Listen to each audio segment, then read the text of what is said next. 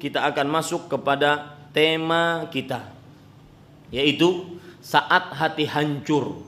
Penyebab hati hancur ada beberapa penyebab, dan saya pada kesempatan kali ini hanya menyebutkan satu penyebab saja. Ya, satu penyebab, dan itu akan panjang insyaallah taala. Yang pertama, dan ini yang akan kita bicarakan, yaitu bermegah-megah, bermewah-mewah di dunia. Gelas harus yang 500.000 satunya. Ya. Sendok harus yang ada ukirannya, ada macam-macam. Bermewah-mewah. Yang kedua, yaitu mengikuti syahwat, hawa nafsu. Ini merusak hati. Ya, ini perusak hati. Yang ketiga, yaitu sering bertengkar, bercekcok, berdebat. Ini perusak hati, terutama di zaman sekarang. Di zaman sekarang itu kadang-kadang komentar bisa menjadi percekcokan. Si fulan, dia berpendapat seperti ini, kemudian dibantah lagi, akhirnya cekcok, jidal, mira. Ini adalah perusak hati. Yang keempat, yaitu kemunafikan. Baik itu munafik i'tiqadi ataupun munafik amali. Munafik yang berupa keyakinan ataupun munafik yang berupa amal ibadah, amalan-amalan seperti dusta, ingkar janji, tidak amanah. Ini munafik amali. Yang kelima, yaitu al-kibru, kesombongan, ujub, takabbur, merasa dirinya memiliki sesuatu yang tidak dimiliki oleh orang lain. Sering mengatakan, saya ini sebenarnya tidak ingin cerita seperti ini, tetapi saya ingin memberikan sebuah, nah ini contoh-contoh seseorang ingin menyombongkan dirinya.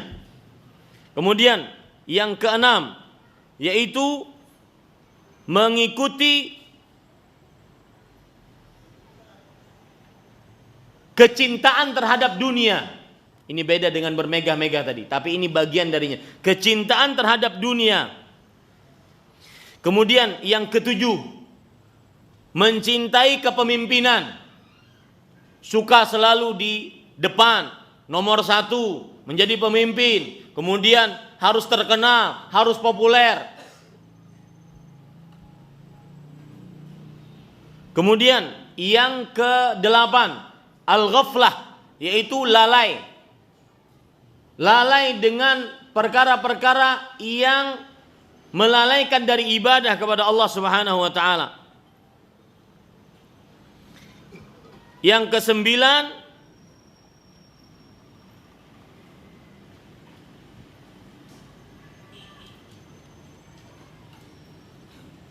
syahwat, hawa nafsu. Sibuk dengan hawa nafsu. Hawa nafsu terhadap perempuan atau perempuan terhadap laki-laki. Sibuk dengan kemolekan tubuh perempuan. Sibuk dengan syahwat yang diharamkan. Ini bisa merusak hati. Itu yang keberapa? Yang kesembilan. Yang kesepuluh, Bapak Ibu saudara-saudari yang dimuliakan oleh Allah Subhanahu wa taala, yaitu cinta yang diharamkan. Ini bisa merusak hati. Cinta yang diharamkan. Seseorang mencintai orang lain tapi diharamkan dalam agama Islam. Tidak halal, bukan istrinya. Yang kita ingin bahas pada kesempatan kali ini, Bapak Ibu saudara-saudari, adalah bermewah-mewah. Sosialita. Ya. Poin yang pertama, pengertian bermewah-mewah. Bermewah-mewah artinya meluaskan nikmat yang ada, terlalu berlebih-lebihan dalam nikmat-nikmat yang Allah berikan. Sebagaimana firman Allah dalam surah Al-Mu'minun ayat 33. Allah berfirman, "Wa atrafnahum fil hayatid dunya." Dan kami berikan kemewahan kepada mereka dalam kehidupan dunia. Nah, nanti kita akan bicarakan ini.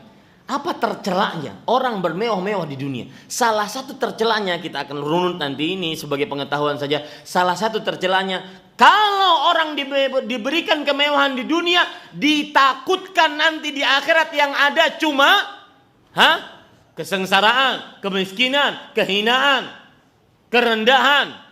Tidak ada nikmat sama sekali. Maka hati-hati Bapak Ibu, saudara-saudari yang dimuliakan oleh Allah Subhanahu wa taala. Kemudian Bapak Ibu, saudara-saudari yang dimuliakan oleh Allah, adapun secara istilah terminologi syar'i, bermewah-mewah artinya adalah terlalu berlebih-lebihan dalam perihal kenikmatan dunia. Terlalu berlebih-lebihan dalam perihal kenikmatan dunia. Kalau sudah kita pahami poin pertama, kita masuk kepada poin yang kedua, yaitu tatkala Al-Quran mencela bermewah-mewah. Nih perhatikan, Al-Quran mencela sifat bermewah-mewah, terlalu berlebih-lebihan. Ingat ya, bermewah-mewah bukan berarti tidak boleh kaya, tetapi terlalu berlebih-lebihan dalam sesuatu. Kadang-kadang bermewah-mewah ini dihinggapi oleh orang-orang miskin. Ini yang saya katakan tadi. Ya, ini namanya murakkab, artinya kuadrat orang ini. Sudah miskin maka berusaha semaksimal mungkin dia akhirnya bermewah-mewah.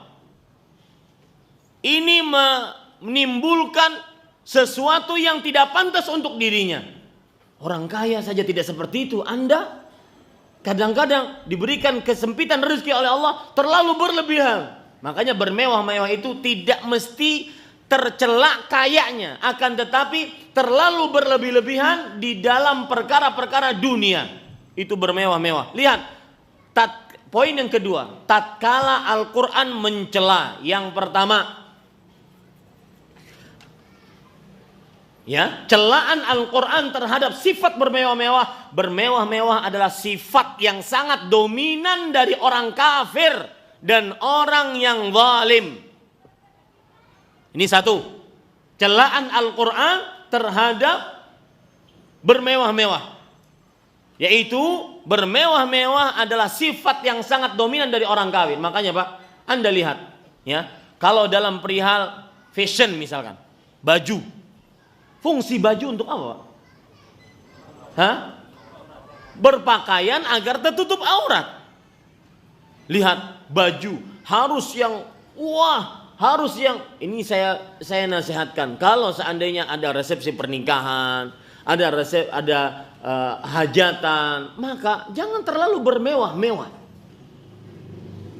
Ya, yang dipakai cuma 1 jam, 2 jam, 3 jam, harganya 5 juta. Ya, letakkan di jalan Allah, itu lebih bermanfaat. Takut kepada Allah Subhanahu wa taala. Itu akan ditanya oleh Allah Subhanahu wa taala. Dan kita akan bahas ini, masalah bermewah-mewah ini. Ini yang menyebabkan akhirnya seorang sulit untuk menikah. Kalau seorang lelaki ditanya kapan nikah, susah Ustaz. Karena yang dia pikirkan mewahnya. Ya. Bapak Ibu, saudara-saudari yang dimuliakan oleh Allah Subhanahu wa taala. Coba perhatikan sekarang sifat yang sangat dominan dari orang zalim, dari orang kafir adalah bermewah-mewah. Lihat, Allah berfirman dalam surat Hud ayat 116. Wattaba'al ladzina zalamu ma utrifu fihi wa kanu mujrimin. Allah menyebutkan sifat orang yang kafir. Mereka orang-orang yang mengikuti orang-orang yang zalim, yang bermewah-mewah di dalamnya, dan mereka banyak dosa. Kata Ibnu Jarir At-Tabari, Imamul Mufassirin, beliau mengatakan, Innallaha ta'ala akhbara anna alladhina zalamu anfusahum min kulli ummatin salafat fakafaru billah ittaba'u ma anzaru fihi min ladzatid dunya fastakbaru an amrillah wa tajabbaru wa saddu an sabilihi wa dzalika anna al-mutrafa fi kalam al-arabi huwa al-mun'am alladhi qad ghudhiya bil ladzat. Allah Subhanahu wa taala mengabarkan bahwasanya orang-orang yang menzalimi dirinya Orang-orang yang menzalimi diri mereka, dari orang-orang yang terdahulu mereka itu kafir kepada Allah dan mengikuti apa-apa yang lezat dari perkara dunia. Lihat. Apa yang dimaksud oleh Imam Ibnu Jarir At-Tabari? Kelezatan dunia bisa menyebabkan seseorang melenceng dari jalan Allah dan bisa kafir. Kemewahan dunia, bermewah-mewah bisa menyebabkan seseorang melenceng dari jalan Allah.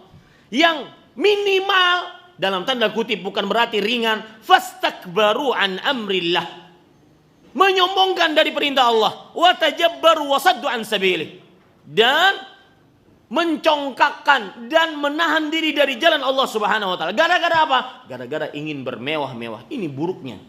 Ini tercelanya bermewah-mewah di dunia. Kemudian yang kedua, at-taraf, bermewah-mewah sebab siksa akhirat. Allah berfirman dalam surat Maryam ayat 59, "Fa khalafa min ba'dihim khalfun adha'us salata wattaba'us syahawati fasawfa yalqauna ghayyan." Surat Maryam ayat 59. Maka setelah mereka ada orang-orang yang mengganti mereka. Siapa mereka ini yang mengganti? Yaitu orang-orang yang meremehkan salat, mengikuti syahwat. Maka mereka akan mendapati neraka ghayy. Saya sering mengatakan pada ayat ini, surat Maryam ayat 59, terutama ketika saya sering menyebutkan keutamaan sholat. Salah satu yang menyebabkan seseorang lalai sholat adalah sering mengikuti syahwat, sering bermewah-mewah. Gara-gara bermewah-mewah, lalai sholat. Lihat sekarang, perhatikan perkataan Ka'ab al-Ahbar radhiyallahu anhu, sebagaimana yang dinukil di dalam kitab Ad-Durrul Mansur yang ditulis oleh Imam Ibnu Abi Hatim. Beliau mengatakan, Ka'ab al-Ahbar radhiyallahu anhu, beliau adalah sahabat Rasul sallallahu alaihi wasallam. Wallahi inni la ajidu sifatal munafiqin fi kitabillahi azza wa jalla. Demi Allah, aku mendapati benar-benar sifat orang munafik terdapat dalam Al-Qur'anul Karim adalah syarrabina lil qahawat. Orang-orang yang suka diminum kopi, artinya dia minum kopi aja kadang-kadang 2 jam. Ya, di kafe-kafe 2 jam nongkrong. Minum gaya, itu bukan minum kopi. Minum gaya, minum lifestyle. Seakan-akan kalau sudah orang ke kafe itu, wah. Ya, dan saya sering menyebutkan bahwasanya orang yang orientasi dunia dengan orientasi akhirat, sikap dia terhadap kelakuan, terhadap ucapan, kemudian solusi, mencari solusi terhadap sebuah permasalahan berbeda. Orang yang akhirat oriented tidak akan pernah nongkrong, manyun di kafe, nggak pernah. Waktu akan ditanya oleh Allah Subhanahu wa taala. Ya, tidak akan pernah berlama-lama. Kecuali kalau seandainya memang di situ untuk membicarakan hal-hal yang bermanfaat. Akan tetapi kalau cuma ngalor ngidul, tidak ada apa-apa, tidak akan bermanfaat. Kemudian tarrakina lis salawat, sifat yang sangat dominan kata Ka'ab al-Ahbar radhiyallahu anhu, orang-orang yang selalu meninggalkan salat. La'abina bil ka'abat, orang-orang yang suka main catur, main domino, main apa tuh namanya? Bukan yang pakai, yang ada anunya. Nart itu apa ya namanya? Ada bentuknya itu kotak, kemudian ada angka-angkanya, ada titik-titiknya. Dadu. Orang yang suka main dadu, ya. La'abina bil ka'abat wa raqadina 'anil atamat. Nih, perhatikan. Yang sering tertidur dari 2 salat atamah, yaitu salat subuh dan salat isya. Mufarritina fil ghadawat, dan orang-orang yang sering meremehkan salat subuh. Tarrakina lil jumu'at, dan orang-orang yang sering meninggalkan salat-salat Jumat. Maka Bapak Ibu saudara-saudari, ini tercelaknya orang yang bermewah-mewah dilihat dari sisi Al-Quran. Bahwasanya Al-Quran menyebutkan bermewah-mewah penyebab siksa di akhirat. Karena akibat bermewah-mewah akhirnya ninggalin sholat, akhirnya meninggalkan Jumat, dan akan masuk ke dalam neraka ghai. Yang disebutkan oleh Abdullah bin Mas'ud, neraka ghai adalah wadin fi jahannam, lembah dalam neraka jahannam yang mana ba'idul qa'ri khabithut ta'mi, dalam nerakanya dan baunya busuk. Kita tahu sesuatu sumur kalau dalam itu habis udara di dalamnya, ditambah dengan bau yang busuk, maka sangat mematikan. Pencelaan Al-Quran yang ketiga terhadap sifat bermewah-mewah, yaitu ini yang saya sebutkan tadi. Mewah-mewah penyebab kehancuran di dunia. Dalam surat Al-Anbiya ayat 11, Allah Subhanahu wa taala berfirman, "Wa kam qasamna min qaryatin"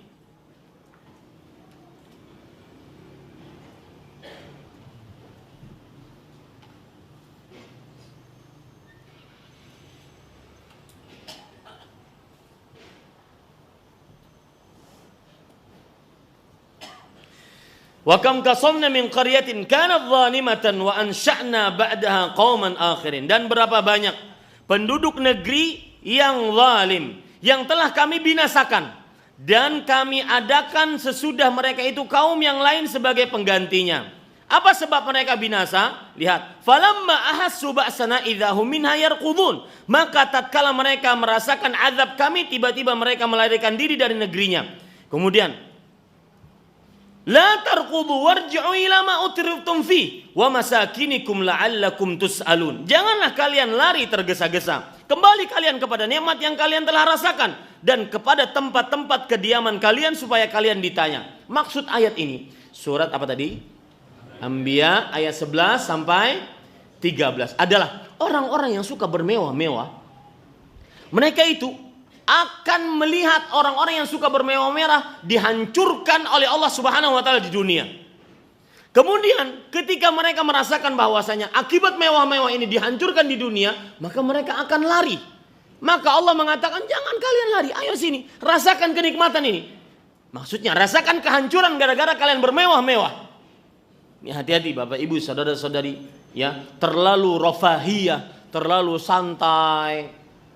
Tidak ada sama sekali perjuangan, terlalu memanjakan diri, tidak ada sama sekali semangat untuk ibadah, maunya yang nyaman-nyaman saja, tidak mau susah. Padahal Rasulullah SAW bersabda, huffatil jannatu bil makarih, surga itu diliputi dengan sesuatu yang dibenci oleh manusia. Harus usaha, harus duduk lama di masjid, harus membaca Al-Quran yang lama, harus berdoa, harus bangun malam, harus puasa. Ya, ini tidak mau, maunya yang mewah-mewah, santai-santai. Ini Bapak Ibu saudara-saudari, ini penyebab pencelaan Al-Quran yang ketiga terhadap orang-orang yang terlalu bermewah-mewah. Lihat, Imam Ibnu Katsir rahimahullahu taala menafsiri ayat ini. Hadza tihakum bihi ka'annahu qila lahum la tarqudu haribin min nuzulil azab. Seakan-akan Allah ingin berfirman kepada mereka, wahai orang-orang yang bermegah-megah, bermewah-mewah, jangan kalian lari. Rasakan ini nikmat agar kalian nantinya merasakan siksa. Begitu, Pak. Itu maksud ayat. La tarqudu warji'u ila ma utriftum fi. Jangan kalian lari, tapi pulang kalian. Ayo bermewah-mewah lagi agar ditambah siksanya oleh Allah Subhanahu wa taala, dan itu di dunia. Kemudian Bapak Ibu saudara-saudari yang dimuliakan oleh Allah Subhanahu wa taala, sebab yang pencelaan Al-Qur'an yang keempat terhadap sifat bermewah-mewah. Sifat bermewah-mewah melemahkan semangat ibadah. Sifat bermewah-mewah melemahkan semangat ibadah. Allah berfirman tentang orang-orang yang malas untuk berjihad, orang-orang yang malas untuk beramal saleh, mengangkat senjata, memperjuangkan nyawa dan mengorbankan nyawa, memperjuangkan agama. Salah satu sebabnya adalah bermewah-mewah. Ya, malas untuk datang ke majelis ilmu. Diajak ke majelis ilmu malas. Kenapa? macet. Datang ke majelis taklim Ar-Rahmat, kenapa malas? Wah, naiknya 5 kali angkot. Ya, malas. Sukanya bermewah-mewah. Sukanya ustadznya datang ke rumah. Ayo loh. Nggak mau usaha, nggak mau panas-panasan. Ya, bermewah-mewah. Ini Bapak Ibu saudara-saudari yang dimuliakan oleh Allah Subhanahu wa taala. Perhatikan baik-baik. Harus usaha. Surga harus dengan sesuatu yang makarih, di usaha keras, perjuangan. Al jannatu laisa bil amani wala tamanni. Surga bukan hanya dengan angan-angan cita-cita. Harus usaha keras. Keringetan, panas, macet, usaha. Ya, bawa buku, nyatat. Bukan sekedar duduk, ngantuk-ngantuk dikit. Ini Bapak Ibu saudara-saudari yang dimuliakan, usaha. Nuntut ilmu usaha. Agar kita tidak termasuk orang yang bermewah-mewah, sukanya hanya leha-leha tapi tidak pernah usaha. Baik, Bapak Ibu saudara-saudari, lihat surat Taubah ayat 81. Ayat ini membicarakan tentang orang yang malas berjihad gara-gara bermewah-mewah hidup dunia. Farihal mukhallafuna bi maq'adihim khilaf Rasulillah wa karihu an yujahidu bi amwalihim wa anfusihim fi sabilillah wa qalu la tanfiru fil har qul naru jahannam ashaddu harran law kanu yafqahun. Orang-orang yang tidak ikut perang, mereka senang dengan rumah mereka. Ya, senang dengan menyelisihi Rasulullah yang berjihad. Berdebu, memperjuangkan agama, mempertaruhkan nyawa, capek, keringetan, kulit badan hitam. Wa karihu an yujahidu bi amwalihim wa anfusihim. Mereka benci untuk berjihad dengan harta, dengan diri mereka di jalan Allah. Kemudian mereka mengatakan, wa qalu la tanfiru fil har. Mereka mengatakan kepada orang-orang muslim, jangan kalian ikut Muhammad sallallahu alaihi wasallam. Panas, perang itu panas. Mendingan di rumah.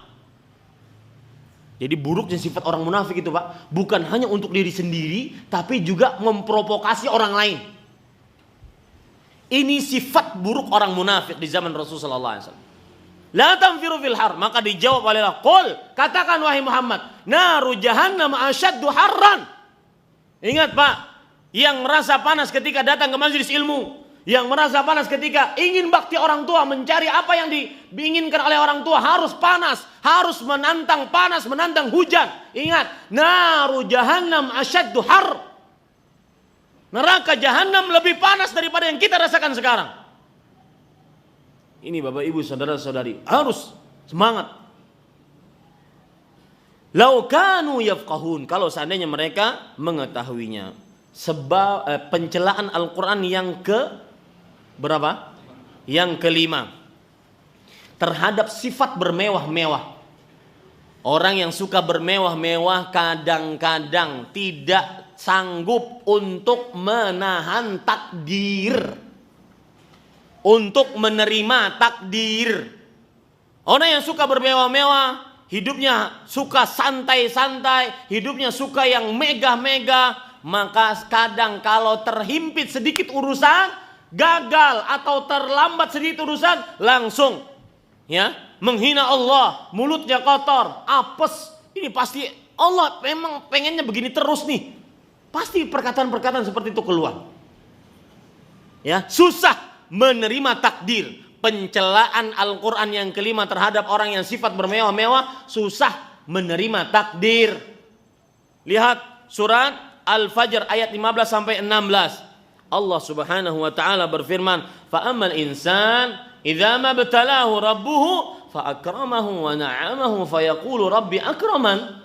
Adapun manusia jika diuji oleh Allah, oleh Rabbnya, lalu Allah berikan nikmat, muliakan dia, maka dia akan mengatakan, "Oh, Allah memuliakan aku." Giliran dapat nikmat, mulutnya manis. Tapi giliran diuji oleh Allah, dan ini sifat buruk manusia, Pak. Saya pernah kemarin ada orang bercerita kepada saya, "Ustadz, boleh nggak saya itu bilang bahwa negara Indonesia ini adalah negara yang tidak berkah. Apa nggak boleh begitu, Pak? Saya bilang nggak boleh begitu, Pak. Dengan semerawutnya keadaan ekonomi, pendidikan, politik dan semisalnya, maka kita tidak boleh berdoa keburukan, tidak boleh suudzon. Dan sifat buruk manusia seperti itu. Allah berfirman, perhatikan. Mudah-mudahan kita bisa menjauhi sifat buruk ini. Wa yad'ul insanu bisyarri du'aahu bil khair. Wa kanal insanu ajula. Artinya, dan manusia sering berdoa kepada Allah menyebutkan minta keburukan sebagaimana dia meminta kebaikan. Dan manusia sifatnya adalah tergesa-gesa. Kok bisa minta keburukan? Karena tadi, ya misalkan ada urusan, kemudian harus ngantri. Kemudian setelah ngantri, kemudian dipersulit. Sedikit aja dipersulitnya. Ini pasti apes ini. Ini pasti buruk. Ini tanda gak baik ini. Ini memang Allah gak menginginkan kebaikan kayaknya untuk saya nih. Sering begitu manusia. Berdoa keburukan sebagaimana dia meminta kebaikan kepada Allah. Gak akibat kenapa? Sikap tergesa-gesa. Nah, Bapak Ibu saudara-saudari yang dimuliakan oleh Allah, pencelaan Al-Quran terhadap sifat bermewah-mewah tadi adalah karena orang yang bermewah-mewah kebiasaannya tidak bisa menerima takdir Allah. Sulit sedikit langsung putus asa. Sulit sedikit langsung menghina Allah. Rencananya diuji oleh Allah sedikit saja, dari A sampai Z diuji A-nya saja, maka langsung mengatakan hal-hal yang tidak baik terhadap Allah Subhanahu wa taala. Ini gara-gara sifat bermewah-mewah. Ini Bapak Ibu saudara-saudari yang dimuliakan oleh Allah. Taib. Sekarang kita ingin menyebutkan tentang pencelaan Rasulullah. Poin yang ketiga ini terhadap sifat bermewah-mewah.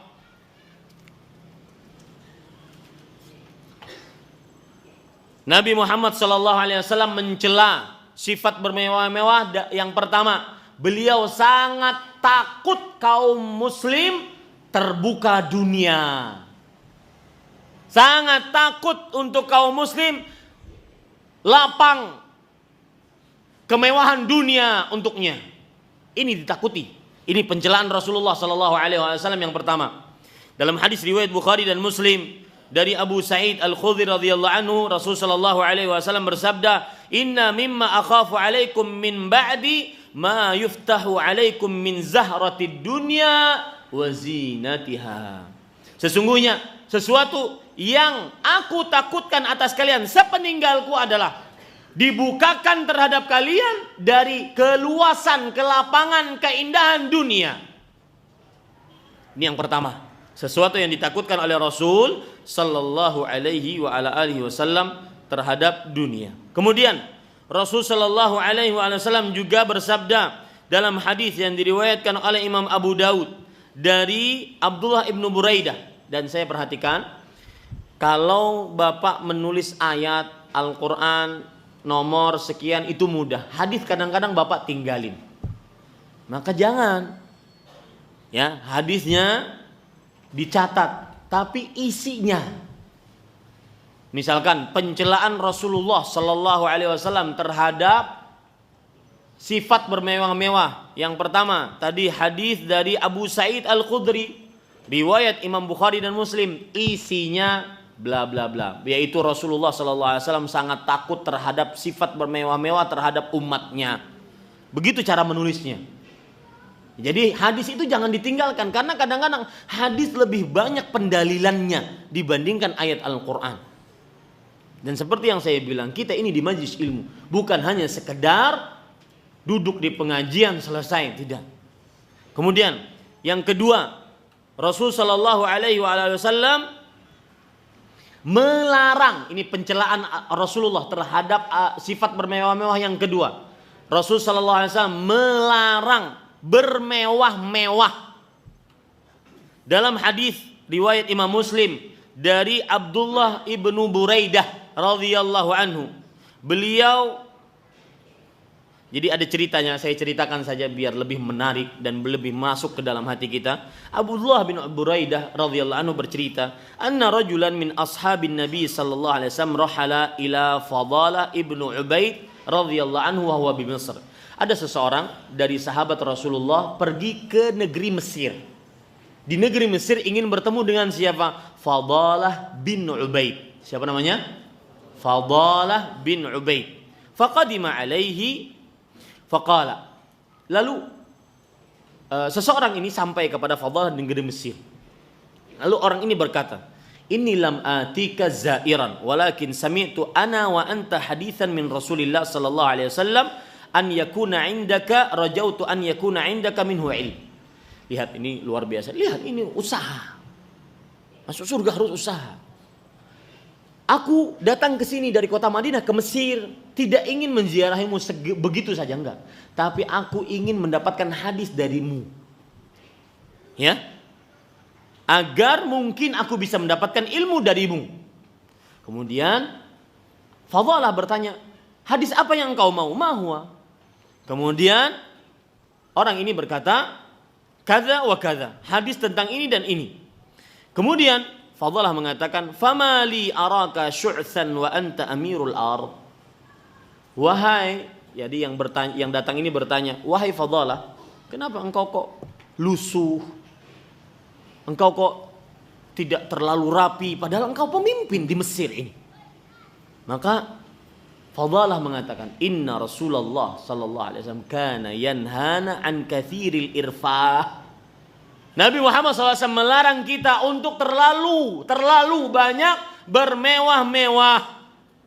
Kemudian orang ini bertanya lagi kepada Fadalah ibnu Ubaid, "Famali arak alaika hidha?"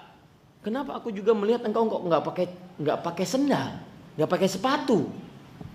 Maka beliau mengatakan, "Kana Nabi sallallahu alaihi wasallam ya'muruna an nahtafiya ahyanan." Rasul sallallahu alaihi wasallam sering memerintahkan kita, kadang-kadang kita semestinya tidak pakai sendal. Demi sifat tidak terlalu bermewah-mewah. Bandingkan dengan hadis ini dengan orang yang sekarang nyari sepatu harus branded 5 juta, 10 juta. Ya, bandingkan dengan hadis ini sekarang. Ini Bapak Ibu saudara-saudari yang dimuliakan oleh Allah Subhanahu wa taala. Maka kenapa Rasulullah SAW menginginkan kita kadang-kadang, bukan selalu ya, kadang-kadang untuk tidak memakai alas kaki, sendal atau sepatu, agar kita merasakan bagaimana tanahnya Allah, bagaimana batu itu sakit menimpa kaki kita. Itu fungsinya kata para ulama. Ini agar tidak timbul sifat apa? Bermewah-mewah. Kemudian Bapak Ibu saudara-saudari yang dimuliakan oleh Allah Subhanahu wa taala. Poin ketiga sudah selesai, yaitu pencelaan Rasul sallallahu alaihi wasallam terhadap sifat bermewah-mewah. Sekarang poin yang keempat. Wahai orang-orang yang bermewah-mewah, janganlah kalian berbangga dengan kemewahan. Itu poin keempat.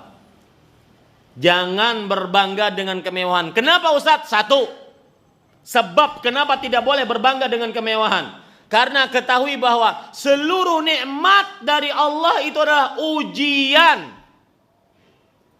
dari Allah Subhanahu wa taala. Bukan sekedar nikmat, tetapi ujian dari Allah Subhanahu wa taala. Perhatikan baik-baik Bapak Ibu saudara-saudari, Allah ketika meluaskan seseorang kepada seseorang nikmat dunia, ketahui baik-baik, innama hiya imtihan wa ibtila, ujian, tes dari Allah Subhanahu wa taala. Dan bukan dalil atas ridho Allah. Nikmat yang didapatkan, kemewahan yang didapatkan bukan bukti Allah ridho kepada orang tersebut. Camkan itu baik-baik. Ya, bukan bukti Allah ridho kepada orang tersebut. Coba perhatikan sekarang. Kenapa dikatakan bahwasanya kemewahan itu adalah merupakan ujian dari Allah? Lihat, orang-orang kafir sebelum di zaman Rasulullah Sallallahu Alaihi Wasallam, mereka itu mengira kemewahan adalah tanda mulia dari Allah. Allah berfirman dalam surat Saba ayat 35, nahnu aktsaru amwalan wa auladan wa ma nahnu bimu'adzabin. Artinya kita ini orang paling banyak harta dan paling banyak anak.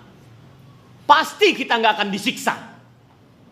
Ini orang-orang kafir di zaman Rasulullah mengatakan itu.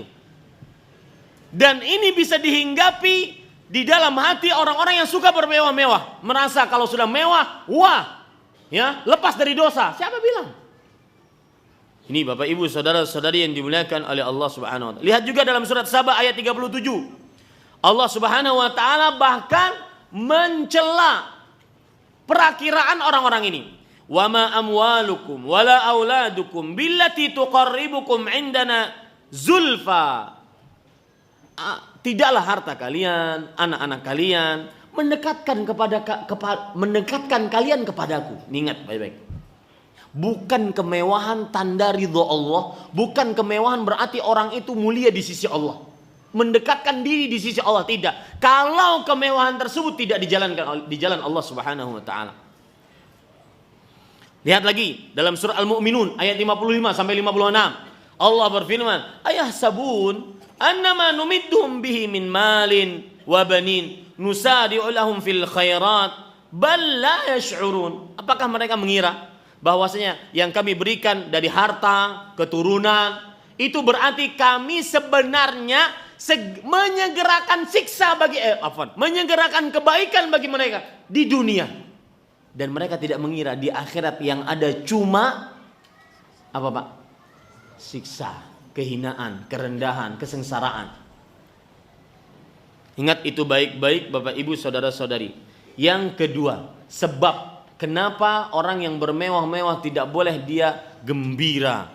Karena sebagaimana yang sudah kita sebutkan, tapi lebih jelas lagi, bahwa nikmat dunia penyebab hilangnya nikmat akhirat. Tuh, yang suka bermewah-mewah dalam pakaian, minuman, makanan, kemudian hajatan-hajatan, rumah mega, mobil mewah, itu jangan-jangan dikhawatirkan bisa penyebab ya hilangnya nikmat akhirat.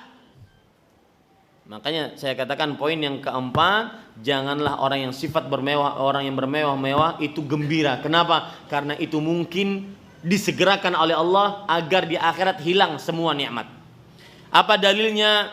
Surat Al-Ahqaf ayat 20. Allah Subhanahu wa taala berfirman, "Wa yauma yu'radul ladzina kafaru 'alan nar adhabtum tayyibatikum fi hayatikumud dunya." Artinya, dan dihadapkan kepada orang-orang kafir neraka. Kemudian mereka dikatakan kepada mereka, "Adhabtum tayyibatikum fi hayatikumud dunya." Perhatikan Pak, kalian sudah menghabiskan kebaikan-kebaikan kalian di dunia. Di dunia sudah kalian rasakan semua.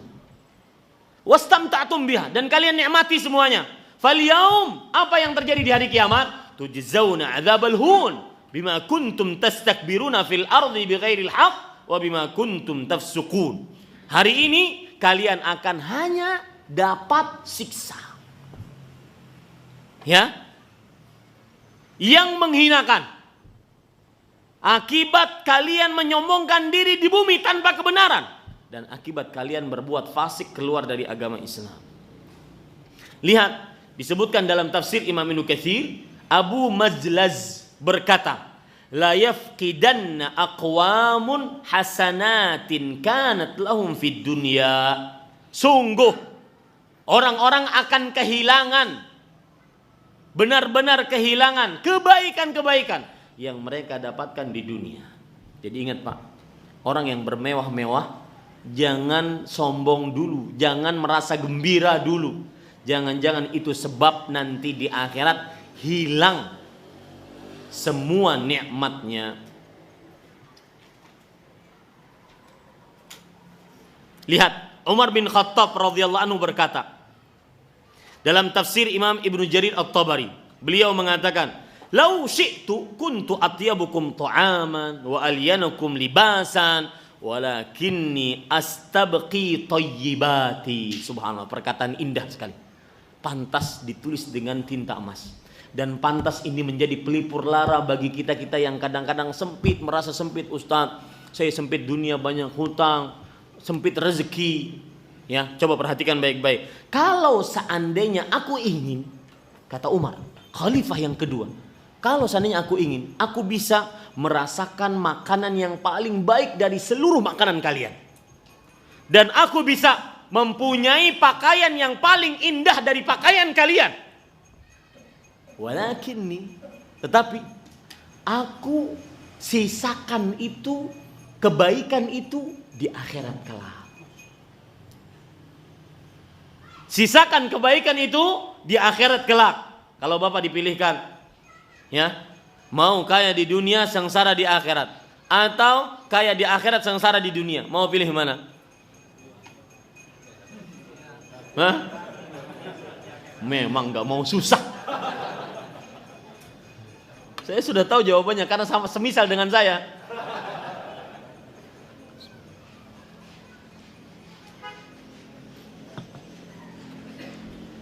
Lihat lagi cerita menarik yang disebutkan di dalam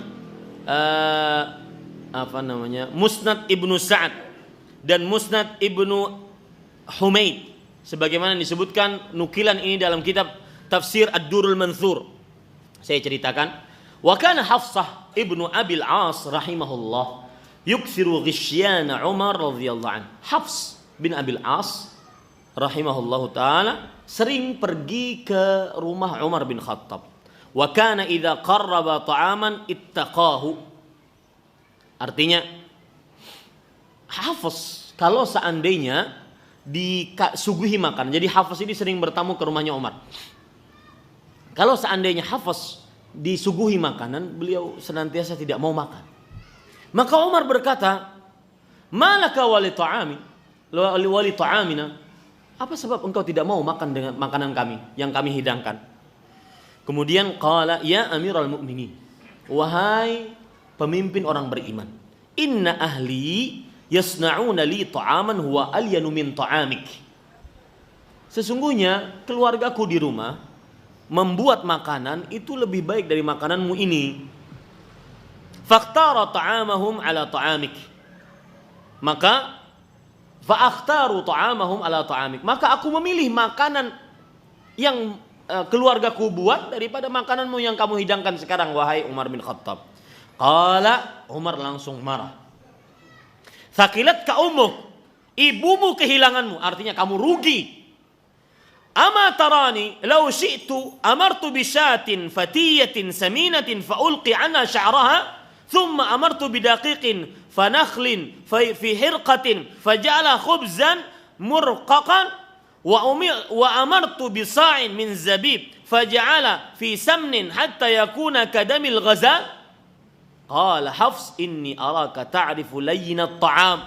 Faqala Umar thaqilatka ummuk walladhi nafsi biyadihi laula karahiyata an yanqusa min hasanati yaumal qiyamah la asyraktukum fi lini ta'amikum.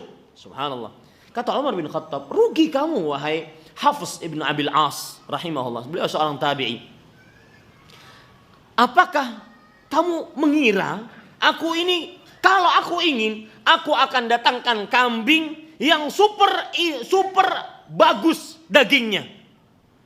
Ya, kambing yang super bagus dagingnya. Kemudian aku akan datangkan gandum tepung yang super bagus sehingga menjadikan itu untuk roti yang paling renyah. Kemudian aku akan datangkan zabib, yaitu kismis yang super enak sampai seakan-akan makannya itu seperti renyah sekali. Aku bisa seperti itu. Kemudian Hafiz ketika mendengar cerita Umar bin Khattab yang begitu latahnya menceritakan bagaimana makanan-makanan yang indah, kan di antara kita itu paling paham di Jakarta makanan paling favorit di Jakarta mana? Kalau ingin bebek di sana, kalau ingin ayam panggang di sana, kalau ingin bebek goreng di sini. Ya, Umar bin Khattab bisa menceritakan makanan yang begitu indah dengan sifat yang begitu luar biasa. Maka kata Hafiz, ini araka ta'rifu layyinat ta'am. Wahai Umar, Aku mendengar, aku melihat kayaknya kamu ini kok paham tentang makanan. Saya kira makananmu cuma begini-begini aja. Maka lihat perkataan Umar bin Khattab. Thaqilat ka rugi kamu wahai Hafs. Walladzi nafsi biyadih. Demi jiwaku yang berada di tangannya. Laula karahiyatu an yanqusa min hasanati yaumal qiyamah. Kalau seandainya tidak kebencianku untuk berkurang kebaikanku pada hari kiamat, niscaya aku akan tandingi engkau dalam makanan yang baik-baik. Artinya Pak, makanan yang baik, bermewah-mewah di dalam makanan, minuman, itu sebenarnya pengurang pahala, pengurang nikmat di mana? Di akhirat. Lihat Bapak Ibu saudara-saudari yang dimuliakan oleh Allah Subhanahu wa taala.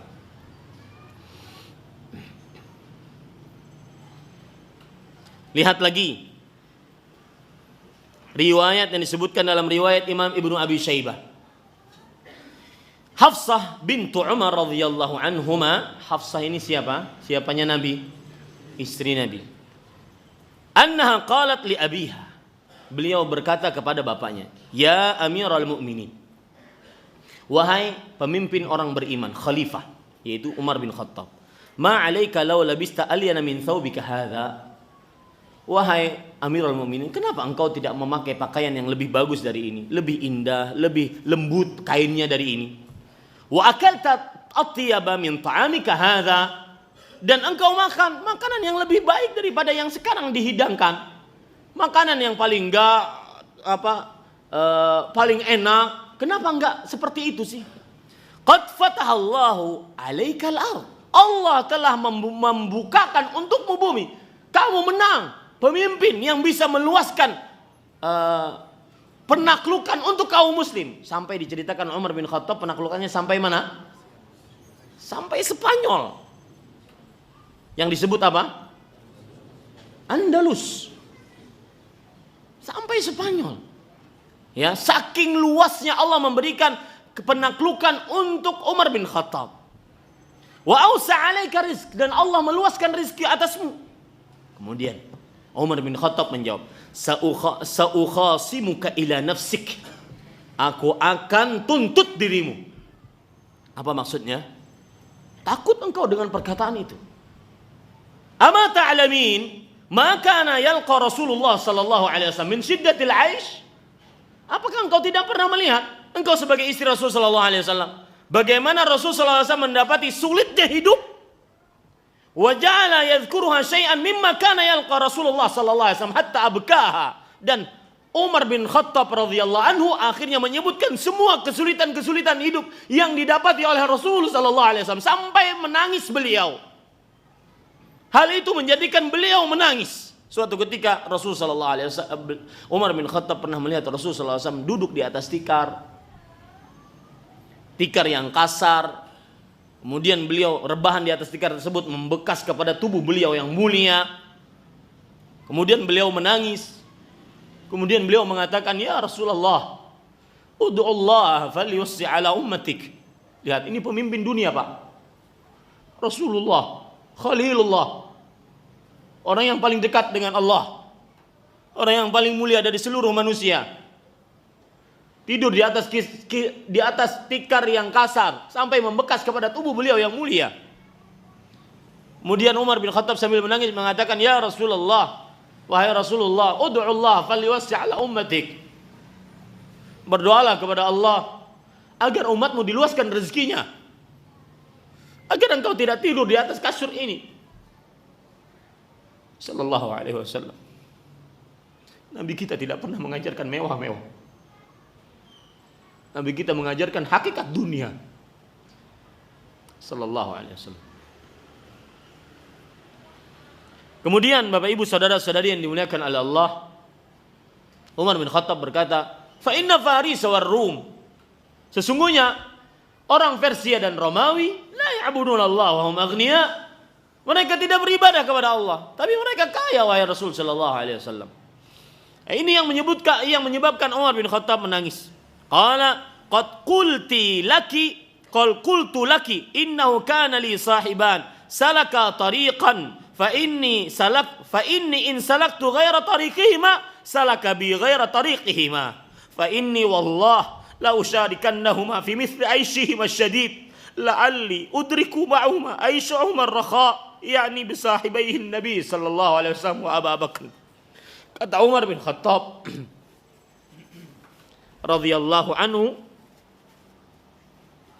aku telah mengatakan kepadamu wahai Hafsah, aku memiliki dua kawan. Kata Umar bin Khattab, aku memiliki dua kawan yang menjalani sebuah jalan, dan aku akan berjalan di jalan dua kawanku tersebut. Dan jika aku berjalan di selain jalan dua kawanku tersebut, maka sesungguhnya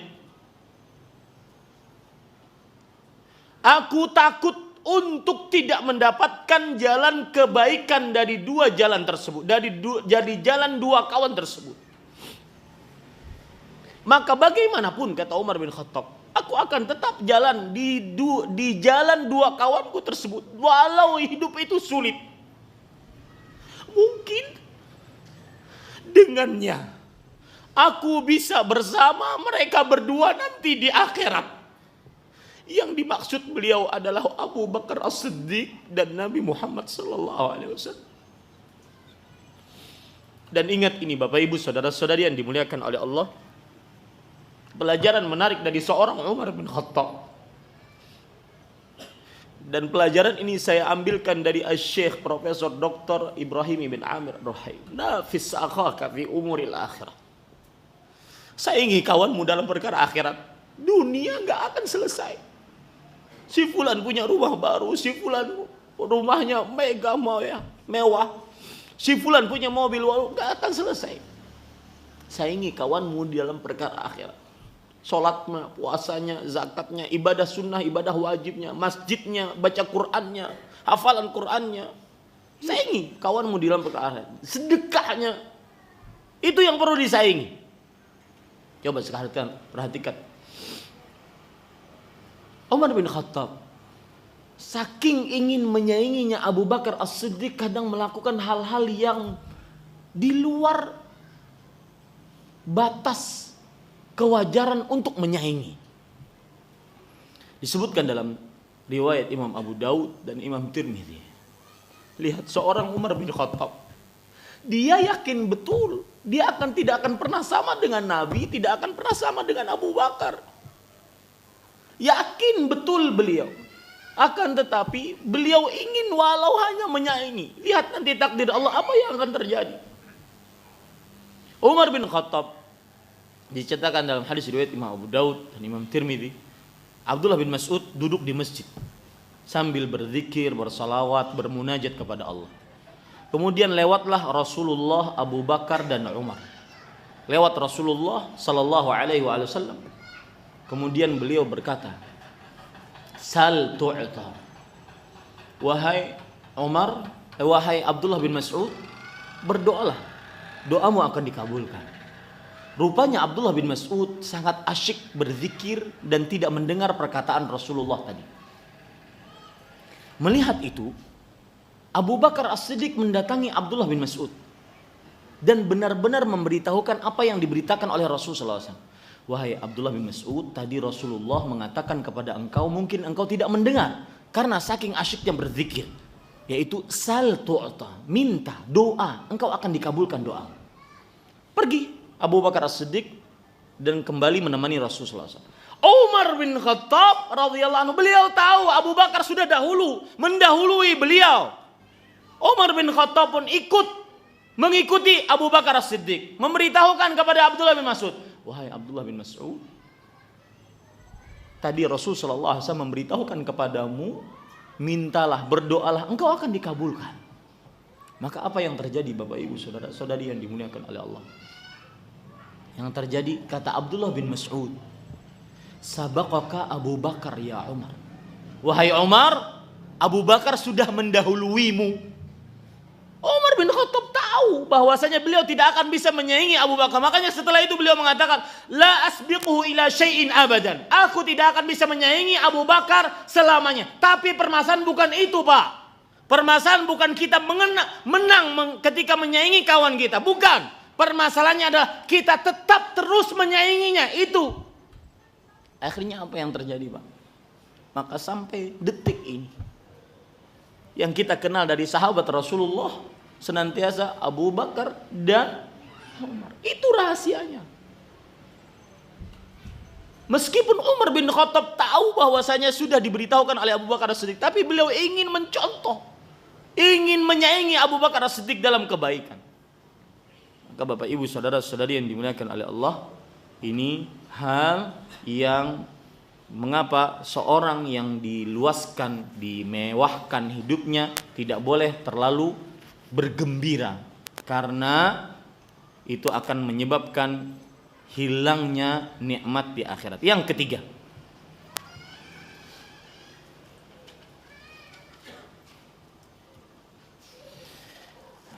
kemewahan dunia adalah sesuatu yang akan dimintai pertanggungjawaban oleh Allah pada hari kiamat.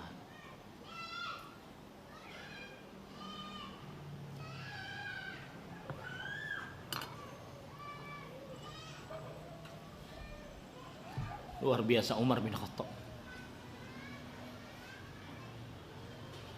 Tidak akan pernah menang, tetapi terus menyaingi demi hanya agar bisa ikut dengan dua orang itu. Tidak akan pernah bisa menang. Beliau yakin, itu tahu. Beliau tidak pernah bisa menang. Tapi bukan permasalahannya menang atau kalah. Permasalahannya adalah mengikuti orang mulia. Jalan di jalan orang mulia tersebut. Itu permasalahan. Kemudian, sebagaimana yang saya sebutkan tadi, kemewahan dunia jangan terlalu bergembira dengannya. Karena dia adalah salah satu yang akan ditanya oleh Allah. Allah berfirman dalam surah At-Takatsur ayat 8, "Tsumma latus'alunna yauma idzin 'anin na'im." Kemudian sungguh kamu benar-benar akan ditanya pada hari itu tentang nikmat. Imam Mujahid rahimahullahu taala berkata, apa maksud nikmat? An kulli ladzatin min ladzatid dunya. Yaitu tentang setiap kelezatan, keindahan, kemewahan dari kemewahan-kemewahan dunia. Itu akan ditanya oleh Allah. Makanya sering saya kalau seandainya mendapati rumah megah, mobil mewah, saya sering mengatakan dalam hati ini pertanyaan banyak. Pertanyaannya banyak ini. Ini Bapak Ibu saudara-saudari yang dimuliakan oleh Allah. Kemudian Sa'id ibnu Jubair menafsiri ayat ini, nikmat anin na'im yang dimaksud dalam surah At-Takatsur ayat 8 tadi, hatta an syarbati asal, sampai ditanya tentang minuman madu yang membuat orang nikmat. Madunya ditanya. Akan ditanya oleh Allah Subhanahu wa taala. Al-Hasan Al-Basri mengatakan di dalam tafsir Imam Ibnu Katsir, maksud nikmat adalah minan na'im al-ghada wal 'asha. Makan pagi dan makan malam. Akan ditanya oleh Allah Subhanahu wa taala.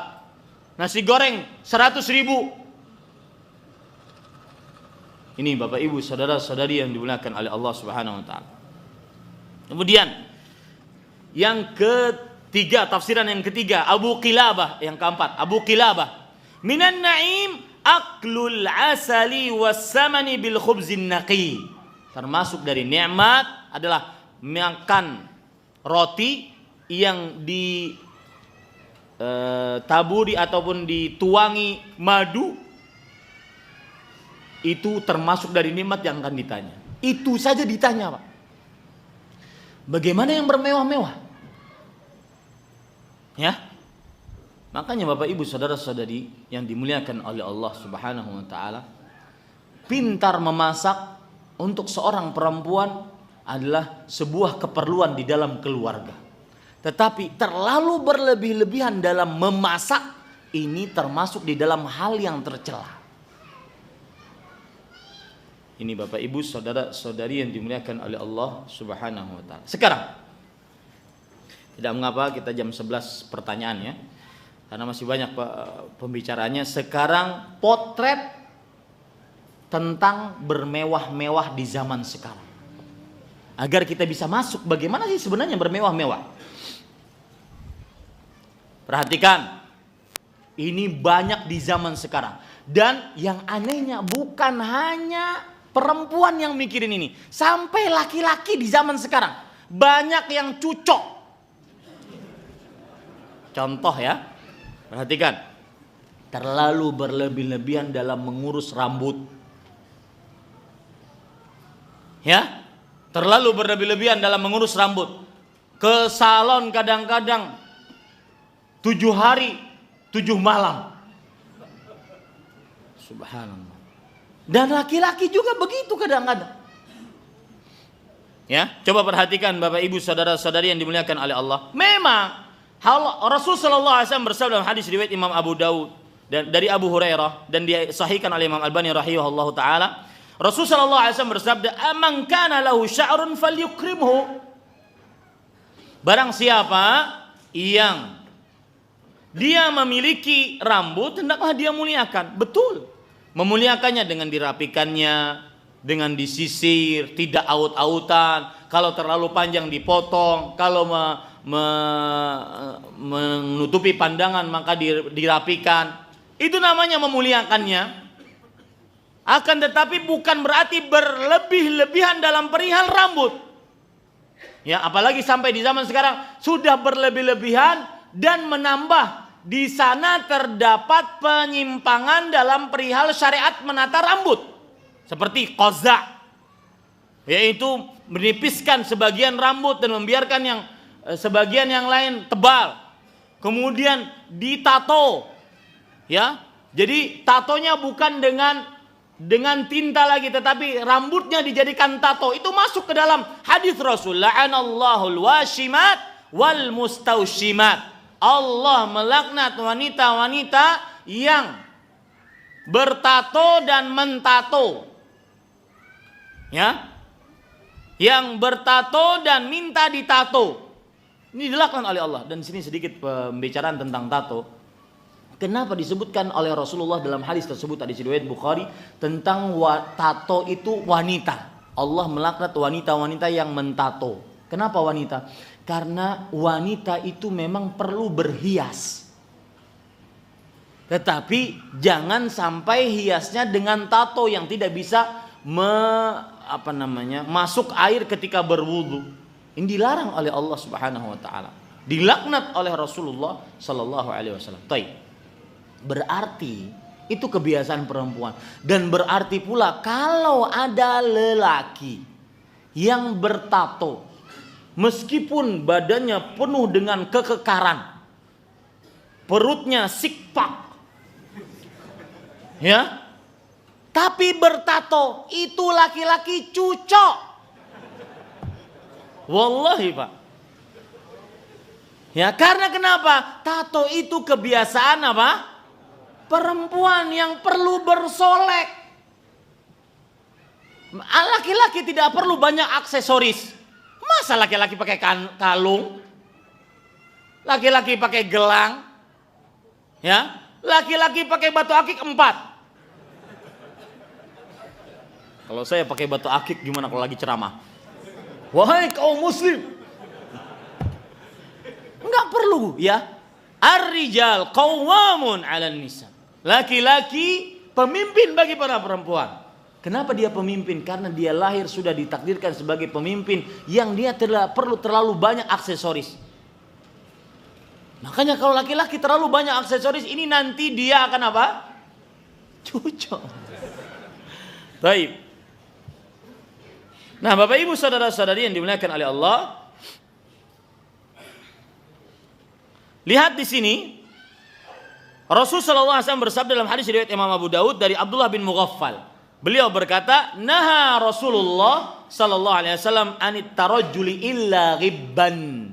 Rasul sallallahu alaihi wasallam melarang untuk terlalu memperhatikan rambut, kecuali kalau seandainya seseorang ingin masuk ke dalam istrinya, ingin berhadapan dengan pasangannya sehingga membuat penampilan yang wah, penampilan yang bagus, maka itu tidak mengapa. Maka Bapak Ibu saudara-saudari yang dimuliakan oleh Allah, yang dimaksud dengan termasuk potret bermewah-mewah di zaman kontemporer ini adalah terlalu berlebihan dalam memelihara rambut. Rambut dicatok sana sini, ya. Kemudian pakai hair extension, sehari beda rambutnya, sehari yang lain beda lagi. Terlalu berlebihan. Ini termasuk daripada bermewah-mewah. Yang kedua, yaitu bermewah-mewah di dalam perkara penampilan. Memang kita dianjurkan untuk berpenampilan yang baik. Rasul sallallahu alaihi wasallam bersabda, "Innallaha jamilun yuhibbul jamal." Allah mencintai yang baik, dan Allah Maha baik dan mencintai yang baik, yaitu yang bagus. Nah, Bapak Ibu, saudara-saudari yang dimuliakan oleh Allah, perhatikan baik-baik di sini. Di dalam pergi ke masjid, kita dianjurkan untuk berpenampilan yang baik karena menghadap Allah, tapi jangan terlalu berlebih-lebihan. Allah berfirman dalam surat Al-A'raf ayat 31, "Ya bani Adam, khudhu zinatakum 'inda kulli masjid." Wahai anak Adam, pakai perhiasan kalian ketika kalian setiap kali pergi ke masjid. Ya. Kadang-kadang terlalu berlebihan dalam perkara berhias-hias ini. Misalkan dalam perkara laundry pakaian. Tidak mau pakaiannya yang tidak ada begininya nih. Harus ada. Kemudian ya, kalau berjalan itu harus ada ininya. Nggak mau, lecek nggak mau. Ya. Takut sekali lecek. Ini bermewah-mewah.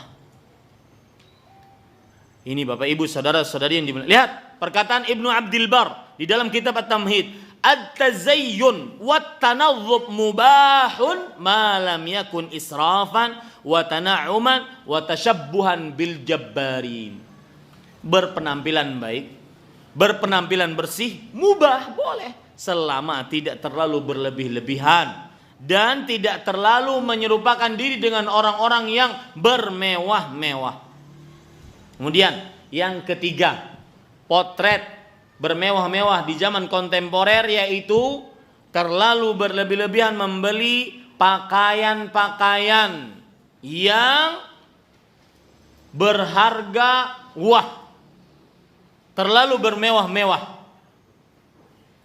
Ini Bapak Ibu saudara-saudari yang dimuliakan oleh Allah Subhanahu wa taala.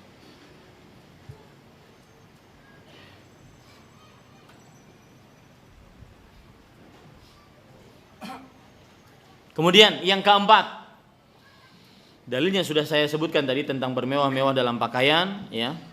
Yang keempat yaitu berlebih-lebihan, bermewah-mewahan dalam masalah makanan, minuman. Tidak cukup dengan hanya satu porsi macam makanan, harus bermacam-macam. Padahal perutnya segitu-gitu aja, cuma cukup mungkin 2 liter beras saja perutnya. Wah, itu banyak banget Ustaz. Ya. Maksudnya adalah terlalu berlebih-lebihan. Makanya Imam Al-Qurtubi mengatakan tahrimul akli za'id ala qadril kifayah walladhi yabtaghi bihi taraffuh. Artinya diharamkan untuk makan terlalu berlebih-lebihan dari batasan kecukupan dan yang menunjukkan kepada kemewahan. Maka saya pesan Pak, para ustaz, itu jangan diajari mewah. Mereka manusia Pak. Mereka hatinya lemah. Jangan diajari mewah. Biar tetap semangat untuk berdakwah, menyebarkan Islam. Jangan diajari untuk mewah-mewahan. Ini Bapak Ibu saudara-saudari, jazakallahu khair. Bapak Ibu saudara-saudari yang dimuliakan oleh Allah Subhanahu wa taala.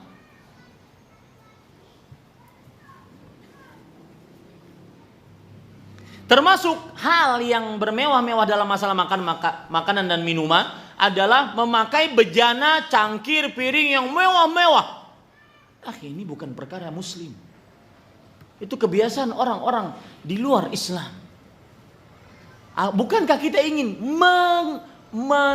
menyediakan sisa nikmat tersebut untuk di akhirat? Suatu ketika Rasulullah SAW dikatakan, wahai Rasulullah, kenapa kita tidak kaya-kaya? Maka Rasul sallallahu alaihi wasallam menjawab, "Ulaika lahum ujilat lahum thayyibatum fi hayati dunya." Mereka yang bermewah-mewah tersebut disegerakan nikmat mereka di dunia. Berarti pemahaman balik dari hadis beliau adalah apa? Di akhirat cuma ada apa? Sengsara, keburukan, kehinaan. Itu termasuk potret bermewah-mewah dalam makanan minuman. Bermewah-mewah dalam makanan minuman. Potretnya yang lain yaitu makanannya harus ya, harus mahal. Padahal sarapan paling murah di Jakarta berapa, Pak? Goceng, dapat goceng. Hah? Kenyang nggak? Kenyang. Kayaknya gocengan semua nih. Kenyang pedes ya. Iya. Ada orang sarapan 100.000, ada orang sarapan 200.000, 1.000.000. Padahal tujuannya apa, Pak? Ganjal perut, untuk menegakkan punggung. Makanya kalau orang lapar kan begini. Kalau Ustaz datang pengajian begini itu berarti lapar tuh. Ya? Ini Bapak Ibu saudara-saudari yang dimuliakan Allah. Lihat hadis Rasul. Hasbul adami luqaimatun yuqimna sulbahu. Fa in ghalabatil adamiyya nafsuhu fa thuluthun lit-ta'am wa thuluthun lisyarab wa thuluthun lin-nafas. Cukup anak Adam beberapa suapan yang dengannya dia menegakkan punggungnya. Kalau seandainya hawa nafsunya mengalahkan dirinya, artinya ingin nambah, maka boleh. Tapi sepertiga untuk makan, sepertiga untuk minum, sepertiga untuk bernafas. Sama, pakaian juga begitu, Pak. Pakaian ada yang satu kali kita beli pakaian itu yang paling murah. Jubah berapa? 50.000 dapat? Hah? Enggak dapat? 100.000 dapat? Di Banjarmasin 50.000 masih ada. Hah? 100.000 dapat? Dapat. Ada orang pakaian 100 juta. Ada? Ada. Pakaian yang 100.000 tadi, tapi menutup aurat, lebih utama dibandingkan 100 juta yang terbelah-belah, yang terbuka-buka. Kurang kain. Atau kainnya nggak jadi. Kainnya nggak jadi itu maksud saya adalah transparan. Itu kan kain nggak jadi itu transparan. Ya, nggak ada manfaatnya. Tujuannya apa? Tujuannya adalah menutup aurat. Kalau seandainya tidak tercapai tujuannya berarti tidak tercapai apa yang dimaksud dari membeli pakaian tersebut. Makanya Imam Ahmad mengatakan kepada kawannya, innama huwa ta'am duna ta'am, wa libas duna libas, wa syarab duna syarab, wa innama hiya ayyamu qalil.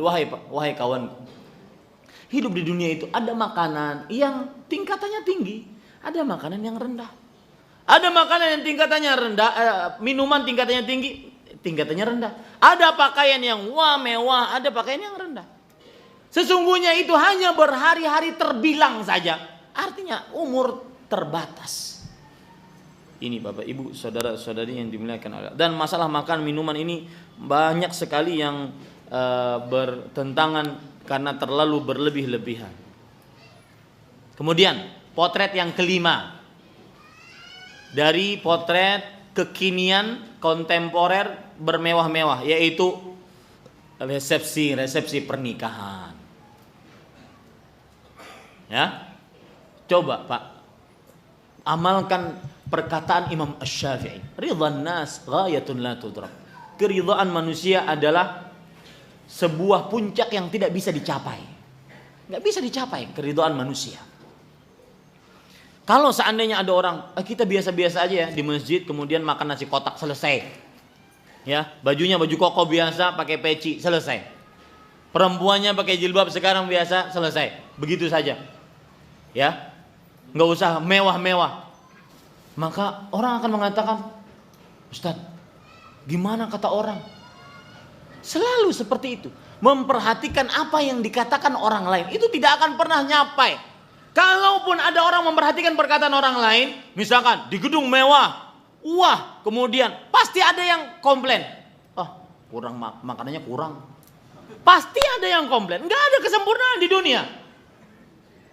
Ini Bapak Ibu saudara-saudari, ini hafalatuz zafaf, resepsi pernikahan, maka dijauhi. Setelah ini bermewah-mewah dalamnya. Kemudian yang keenam, potret kemewahan terlalu berlebih-lebihan di zaman kekinian, yaitu terlalu bermewah-mewah di dalam aksesoris gadget. Ya, ini casing gadget ada yang dari emas. Casing gadget ada yang menyala-nyala. Ya. Handphone ada yang casingnya nyala-nyala. Tak taunya kalau lagi nelpon miss call. Subhanallah ya. Ya. Miss call, nelpon miss call.